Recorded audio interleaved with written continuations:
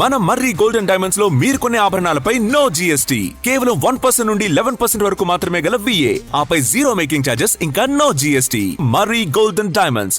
Professor Jayashankar Telangana వ్యవసాయ విశ్వవిద్యాలయం భారతదేశంలోనే పేరొందిన విశ్వవిద్యాలయమని వ్యవసాయ శాఖ మంత్రి తుమ్మల నాగేశ్వరరావు అన్నారు.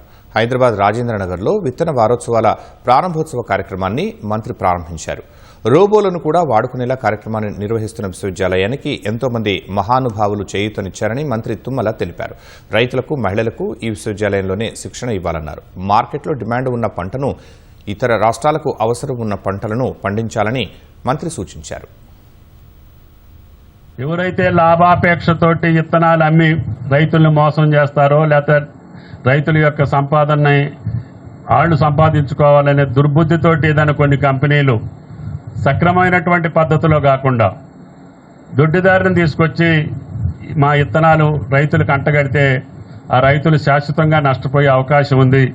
అటువంటి తొందరపాటు లేకుండా రైతులు స్థిరమైనటువంటి విశ్వవిద్యాలయ విత్తనాలు మీ కళ్ళతోటి చూసి, మీ పక్క రైతు పండించుకున్న తర్వాత నమ్మకంతో ఆ విత్తనమే తీసుకుంటే మీకు ఏ రకమైనటువంటి పొరపాటు జరగదు. కాబట్టి దయచేసి ఆ ప్రక్రియ కోసమే ఈ యొక్క వ్యవసాయ విశ్వవిద్యాలయం ఈ యొక్క విత్తన వారోత్సవాన్ని ఈరోజు ప్రారంభించాం.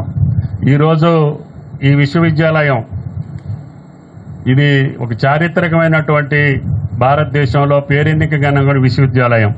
విత్తనమే కరెక్ట్గా లేకపోతే రైతు జీవితం అంతా కూడా వ్యర్థం అవుతుంది.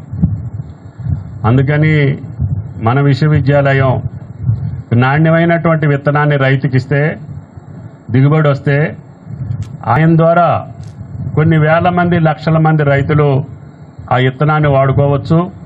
తద్వారా స్థిరమైనటువంటి ఆదాయాన్ని సంపాదించుకోవచ్చు.